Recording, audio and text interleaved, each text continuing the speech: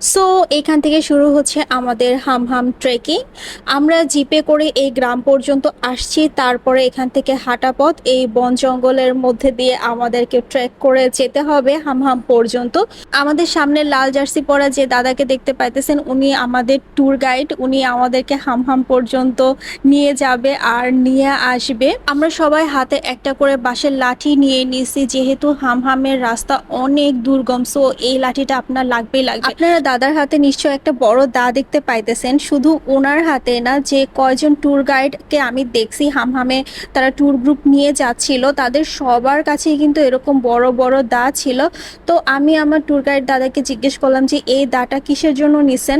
তখন উনি আমাকে বলল যে এটা নিছি এই সেফটির জন্য। দেন আমার মনে প্রশ্ন আসলো, সেফটিটা আসলে কীরকম, মানে বন জঙ্গলে ডাকাতের কোনো উপদ্রব আছে কিনা।